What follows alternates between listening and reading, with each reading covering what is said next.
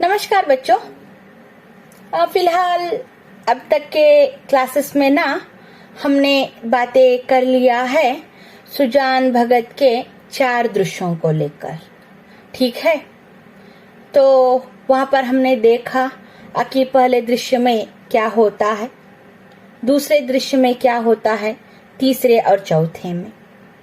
तो घर का एक मुखिया किसान सुजान भगत किसान से जब सत्संग में रहने लग गया तो भगत जब बन गया तो उसके घर के अधिकार एक एक करके किस तरीके से छीन लिए गए, ठीक। और उसकी अपनी खुद की पत्नी जो है उसे बच्चों के सामने किस तरीके से अनादर से देखती है और उसके अपने खुद के बच्चे किस तरीके से उसे अगौरव देते हैं, करते हैं। तो इन सभी बातों को हमने वहां पर देख लिया है।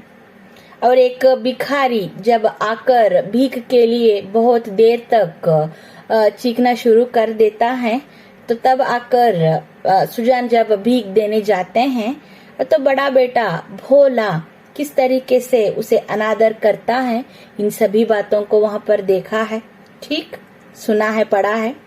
एंड देन आगे हमने यह भी देखा कि खेत में जाकर फिर से सुजान एक किसान बनकर किस तरीके से मेहनत करना शुरू करता है और बैलों के लिए चारा किस तरीके से काटता है, हाँ। और क्या है, कटिया का एक ढेर ही बड़ा सा बना दिया, जिसे देखकर बुला की दंग रह जाती है, ठीक। इन सभी बातों को वहां पर हमने देखा है। तो चलो आज अंत के दृश्य में 5वां जो है वो क्लाइमैक्स है, right, end of this lesson, ठीक। उसमें क्या है तो बातें करेंगे। 5वां दृश्य, सुजान भगत के इस नवीन उत्साह पर गांव की टीकाएं होने लग गए। गांव के सभी लोग बातें करना शुरू करते हैं। क्या क्या बातें करते हैं देखो यहाँ पर। निकल गई सारी भक्ति, बना हुआ था भगत, माया में फंसा हुआ था बेचारा, आदमी का है कि भूत, राइट। भगत की एक भूत सवार हो गई थी और भगत जब बन बैठा था तो वो माया पूरा का पूरा क्या है, भ्रम जो है निकल गया दिमाग से। मगर भगत जी के द्वार पर अब भी क्या है, साधु संत क्या है, आना जाना करते हैं। उनका आदर सम्मान वैसे ही होता है। अब की उसकी खेती ना सोना उगलना शुरू कर दिया है। बखारी बोले तो भंडार, जहां पर हम अनाज को रखते हैं उसे बकारी कहा जाता है, बखारी, राइट। गोडाउन कहो, भंडार, अनाज रखने की एक जगह। बखारी में अनाज रखने की जगह नहीं मिलती है। जिस खेत में 5 मन मुश्किल से होता था उसी खेत में अब की 10 मन की उपज हुई है सुजान की। उपज यानी के फसल। तो ये जो पैराग्राफ है बहुत ही महत्वपूर्ण है बच्चों, लास्ट वन। तो 3 अंकों के लिए यहाँ पर एक सवाल आएगा। चैत का महीना, खलिहानों में सतयुग का राज। तो इस वाक्य को लेकर क्या है, इसका स्पष्टीकरण करो, राइट। 3 अंकों के लिए चैत महीना यानी कि चैत्र का महीना। चैत्र का महीना क्या है ये बहुत ही महत्वपूर्ण है। और खलिहान यानी के ना खेत बाड़ी में ना एक सतयुग, सुनहरा युग, सोने को उत्पन्न करने की एक युग कहलाती है ये चैत्र। खास तौर पर किसानों के लिए। किसान चैत्र में फसल उगाकर क्या है, उसकी क्या है, पूजा वगैरह करके बहुत ही अच्छा सा फल क्या है उत्पन्न कर लेता है। अगर कन्नड़ में हम बोलेंगे तो सुग्गी बोलते हैं, सुग्गिया काला, राइट। चैत्र मास, हरियाली, जहाँ देखो वहां पर हरितिमा, राइट। अच्छा सा एक फसल वहां पर उग जाती है। तो उस चैत्र मास में ना सुनहरा युग, सतयुग कहा जाता है चैत्र मास को। तो क्यों? इसका विवरण कुछ इस प्रकार। जगह जगह अनाज के ढेर लगे हुए थे। यही समय है जब कृषक यानी के कृषिक, फार्मर, किसान, कृषक को भी ना थोड़ी देर के लिए अपना जीवन सफल मालूम होता है। जब गर्व से उनका हृदय उछलने लगता है, सुजान भगत टोकरे में ना अनाज भर भर के देना शुरू कर देता है। दोनों लड़के टोकरे ले लेकर घर में अनाज रखना शुरू करते हैं। कितने ही बाट और भिक्षुक भगत जी को घेरे हुए थे। उनमें वह भी भिक्षुक था जो आज से 8 महीने पहले भगत के द्वार से निराश होकर लौट गया था। देखो 8 महीने पहले वो भिक्षुक जिसे क्या है भीख न देते हुए बड़ा बेटा ने ना क्या किया था, छबड़ी छीन ली थी सुजान के हाथ से। तो वो भिक्षुक भी आज है सुजान के साथ। सहसा भगत ने उस भिक्षुक से पूछा, क्यों बाबा, आज कहाँ कहाँ चक्कर काट के आए हो? भिक्षुक बोलता है, अभी तो कहीं नहीं गया हूँ भगत जी, पहले तुम्हारे पास ही आया हूँ। भगत, अच्छा, तुम्हारे सामने यहाँ अनाज की ढेर है, इसमें से जितना अनाज उठाकर ले जा सको उठा लो, जितना चाहिए ले लो। भिक्षुक ने क्षुब्ध नेत्रों से हीनता कमजोरी से ना क्या किया देखा। जितना अपने हाथ से उठाकर दोगे भगत जी उतना ही लूंगा मैं। भगत, नहीं नहीं, तुमसे जितना उठ सके उतना उठा लो। भिक्षुक के पास एक चादर थी, तो उसने क्या किया देखो। उसने कोई 10 सेर अनाज उसमें भर लिया।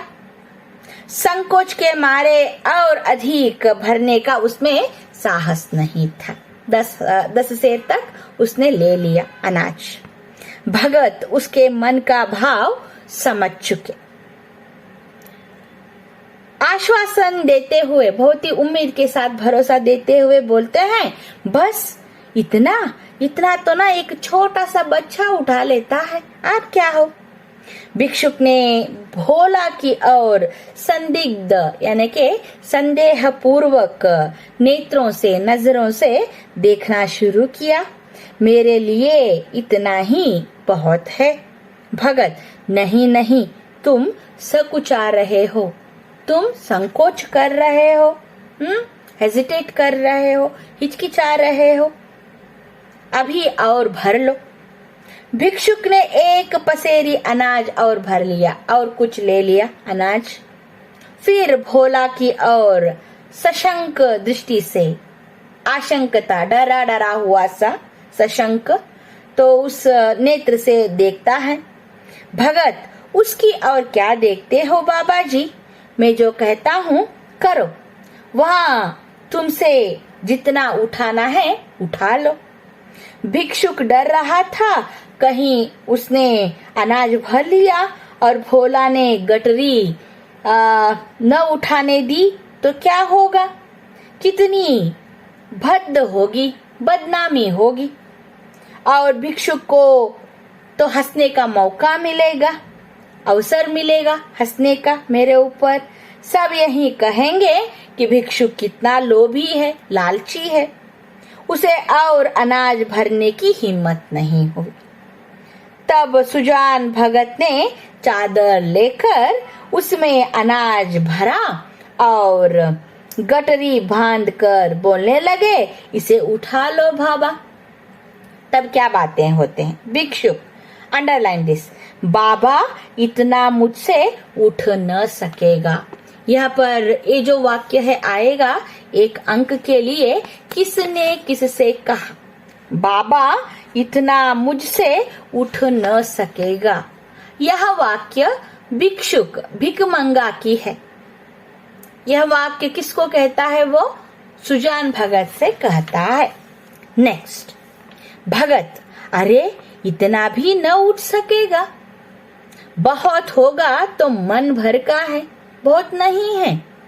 भला जोर तो लगाओ, देखो उठा सकते हो या नहीं। भिक्षुक ने गठरी को आजमाया, उठाने की कोशिश उसने की। भारी थी गठरी, जगह से हिली ही नहीं। बोला भिक्षुक, भगत जी यह मुझसे उठ न सकेगी। भगत, अच्छा बताओ किस गांव में रहते हो? भिक्षुक ने बड़ी दूर के बात बताई और बोले, अमोला का नाम तो सुना होगा आपने, मैं उस गांव का हूँ। Underline this, 1 mark question will come. भिक्षुक का गांव कौन सा था? जवाब है अमोला। अगर आप लोग हाजमोला को याद रखोगे तो अमोला याद आ जाएगा, राइट? अमोला भिक्षुक का गांव, राइट। ऐसे ही एक छोटी छोटी क्लू बीच बीच में आपके मैडम से आते रहेंगे, क्योंकि ना 1 मार्क गवाना नहीं है। All the marks are very important to score very good marks. Okay, so keep all these tricks in your mind. Okay, yes. चलो, तो अगले बातों को लेकर हम यहाँ पर देखेंगे। तो भगत बोलता है, अच्छा आप आगे आगे चलिए, मैं पहुंचा देता हूँ। नेक्स्ट, यह कहकर भगत ने जोर लगाकर गठरी उठा दी और सिर पर रखकर भिक्षुक के पीछे हो लिए चल पड़े। देखने वाले भगत का यह पौरुष देखकर चकित हो गए। उन्हें क्या मालूम था भगत यह इस समय कौन सा नशा उस पर चढ़ा है भगत पर। 8 महीने के निरंतर अविरल परिश्रम का आज उन्हें फल मिल गया है भगत को। ठीक, आज उन्होंने अपना खोया हुआ अधिकार प्राप्त कर लिया है। 8 महीने का वो जो खोया हुआ अधिकार आज भगत ने पा लिया है, वापस लिया है। वही तलवार जो केले को भी नहीं काट सकती, सान धरने पर ना लोहे को काट देती है, इसको साबित किया सुजान भगत ने। देखो, सुजान की एक पुरुषत्व को, उसकी कामयाबी को, उसकी मेहनत को ना लेखक यहाँ पर तलवार के साथ तुलना कर रहा है। तो लेखक बोल रहे हैं, जो तलवार मामूली सी रहती है वो केले को भी काट नहीं सकती है। अगर उसे सान धरने पर, यानी कि उसे शार्प करने पर ना, वो क्या करती है, तलवार लोहे को, मेटल को काट कर गिरा देती है। Right, yes. सुजान ने भी आज ऐसा ही किया। वृद्ध है, राइट, बूढ़ा हो गया है, लेकिन वो जो उसका अधिकार था किसान का, जो उसने गवा लिया था, तो उसको आज 8 महीने के बाद वापस ले लिया है, प्राप्त कर लिया है। ठीक, यस। मानव जीवन में ना लाग बड़े महत्व की वस्तु है। लाग यानी कि लगन, मन की चाह, राइट। मन में ना लगन होना जरूरी है। आप लोगों की लगन क्या है? मन लगाकर पढ़ाई करना है एंड अच्छे से मार्क्स लेनी है। तो वैसे ही ना हर एक मनुष्य के लिए ये जो लगन है बहुत ही महत्वपूर्ण वस्तु है, ये चीज है। जिसमें लाग है वह बूढ़ा भी ना जवान है। जिस व्यक्ति में, जिस मनुष्य में ना लगन होती है वो बूढ़ा रहकर भी ना क्या है, जवान, नौजवान है। तो समझो 60-70 का बूढ़ा अगर उसमें लगन है, चाहत है, तो वो बन जाता है 16-17 साल का एक लड़का, राइट। लड़का हो या लड़की, राइट। बूढ़े लोग, अगर बूढ़े लोगों में ना लगन है, मेहनत करने की एक उमंग है, तो वे बूढ़े भी ना नौजवान स्वीट 16 के बन जाते हैं, राइट। सुजान के साथ भी ना ऐसा ही हुआ। उसमें लगन थी, उसमें ना परिश्रम करने की एक उमंग थी। उसने आज अपने परिश्रम से खोया हुआ अधिकार को ना प्राप्त कर लिया है, राइट। जिसमें लाग नहीं, गैरत नहीं, कि वह जवान भी ना मृतक के बराबर है।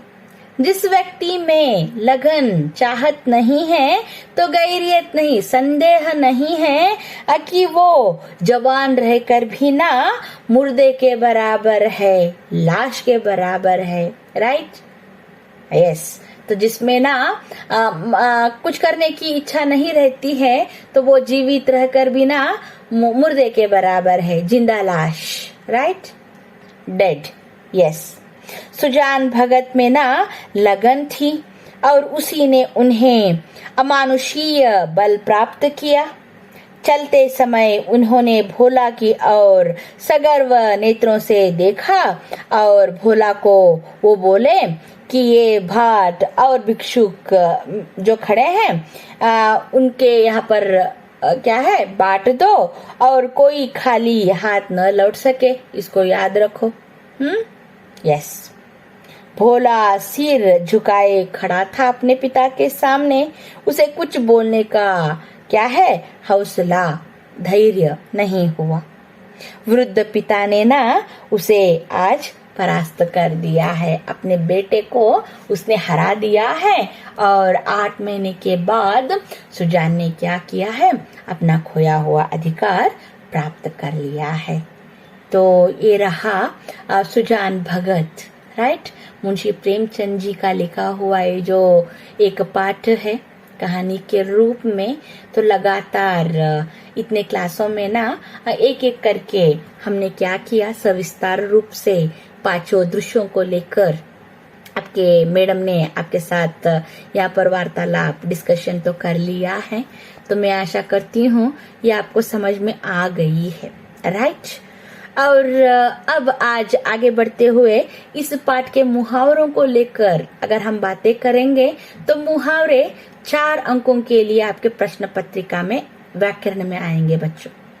तो मुहावरे एक तरफ रहेंगे, एक के नीचे एक, और उनका जो अर्थ है, सही अर्थ उनके सामने आगे पीछे रहता है, राइट, जम्बल्ड।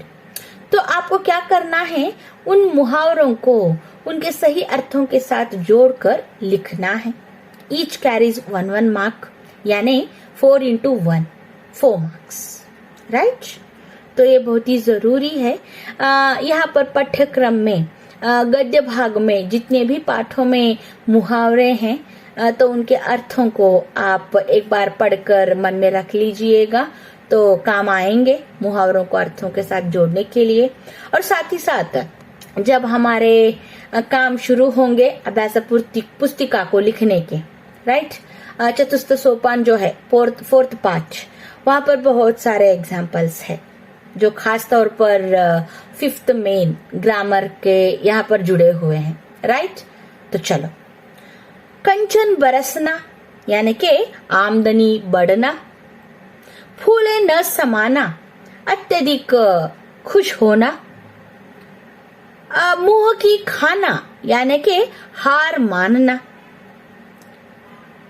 पत पानी बनाना यानी के सम्मान बढ़ाना, गौरव प्राप्त करना, दम न लेना कठिन परिश्रम करना, कमर सीधी करना आराम करना, टेक रेस्ट, तिनक जाना क्रोधित होना, नाम जगाना कीर्ति बढ़ाना।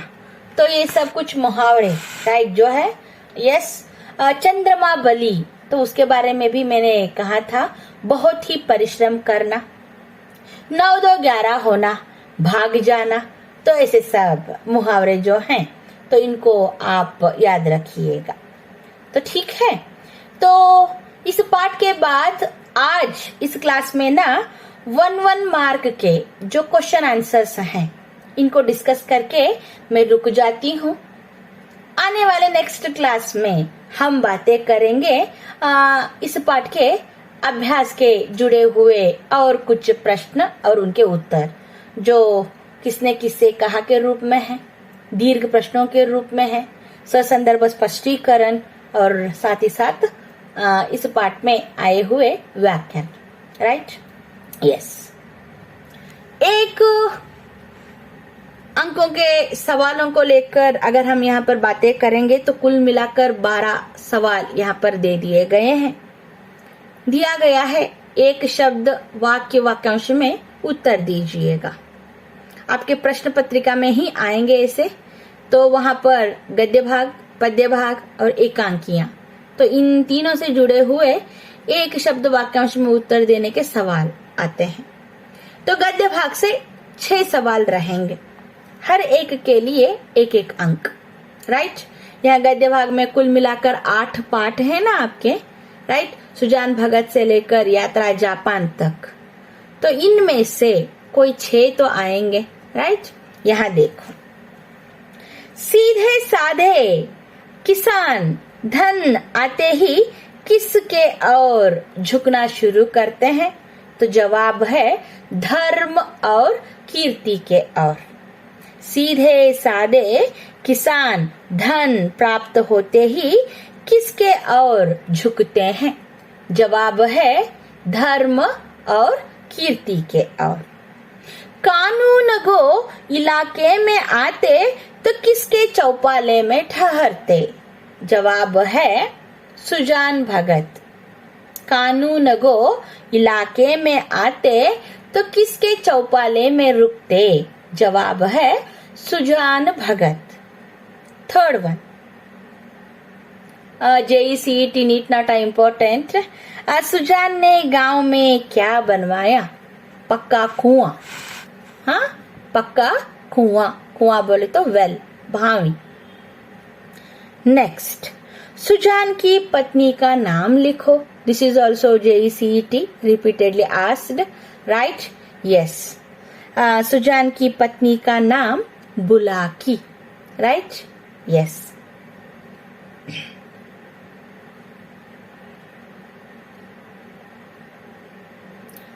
सुजान के बड़े बेटे का नाम लिखिएगा।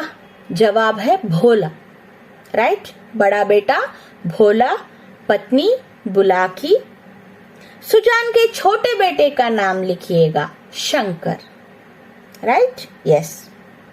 7th वन, कौन द्वार पर आकर चिल्लाने लग गया? भिक्षुक। ये भी लिख सकते हो ब्रैकेट में, भिकमंगा। भिकमंगा, भिक्षुक। JECET नीट नाटा, बुढ़ापे में आदमी की क्या मारी जाती है? बुद्धि। ब्रैकेट में लिखोगे मत, मति या मत। बुद्धि, बुढ़ापे में जब आ जाते हैं तो अक्ल, बुद्धि मारी जाती है, कमजोर होने लगती है। यस। घर में किसका राज चलता है? जो कमाता है उसका राज। Next, 10th one, JECET NEET NATA important. NEET NATA important question. कटिया का ढेर देखकर कौन दंग रह गई? जवाब है Bulaki. Yes. 11th one, Sujan की गोद में सिर रखे किन्हें अकथनीय सुख प्राप्त होता था? जवाब है बैलों को। राइट, बैल कैसे लिखते हैं जरा संभल के। हाँ, बकरी का ब आता है, ल, लता का ल, बैल। Right. Last, JECET NEET NATA important, भिक्षुक के गांव का नाम लिखिए। अमोला।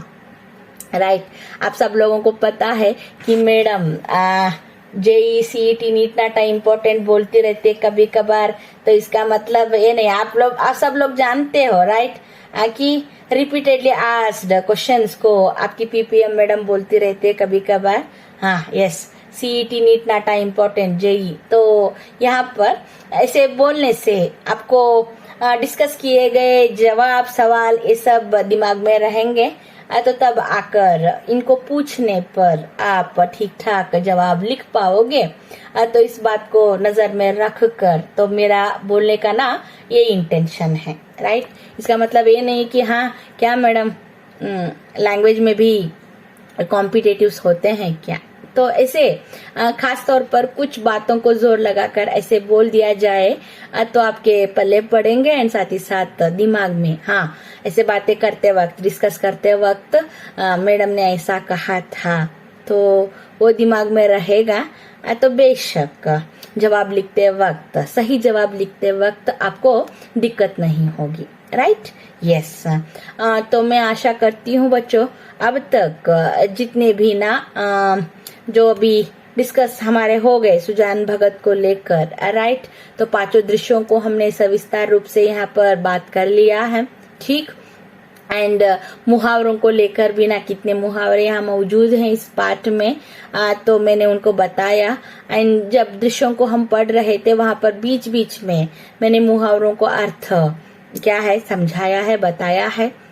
एंड जो वाक्य 1 अंक के लिए 3 अंकों के ससंदर्भ स्पष्टीकरण के लिए पूछे गए हैं उनको अंडरलाइन करने के लिए भी मैंने कह दिया है।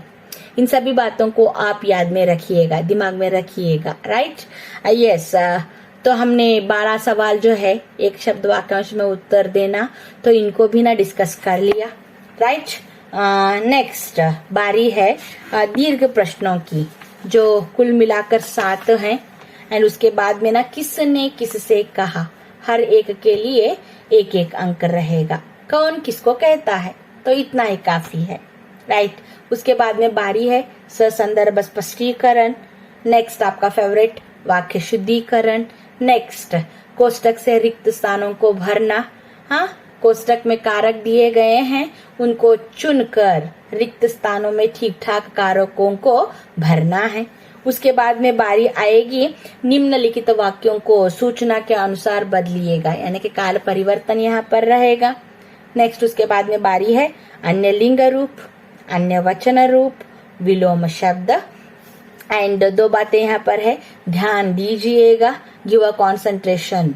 उसमें दिए गए हैं पुल्लिंग कौन कौन से हैं। सामान्य के तौर पर कुछ शब्दों को दिया गया है जो पुल्लिंग के रूप में है। एंड स्त्रीलिंग कौन कौन से शब्द हैं। योग्यता विस्तार other than the activity. Usha Priyamvada की कहानी वापसी अगर कहीं मिल जाए तो लेकर पढ़ लो। जैसे कि ना उपन्यास सम्राट मुंशी प्रेमचंद जी के हमने यहाँ पर पढ़ा देखा कि क्या है सुजान भगत बहुत ही मन भाने वाली एक कहानी है, मन को छू जाने वाली, राइट। वैसे ही ना उषा प्रियंवदा की लिखी हुई एक कहानी है वापसी, राइट। वो कहीं मिल जाए तो उसे पढ़ लो। उस कहानी का उद्देश्य क्या है ये अदर देन एक्टिविटी है। अदर देन एक्टिविटी योग्यता विस्तार जैसे नॉवेल पढ़ने वाले, कहानी को पसंद करने वाले या कविताओं को सुनकर हाँ कविता लिखने वाले हर एक की अपनी अपनी एक खूबी होती है बच्चों, राइट।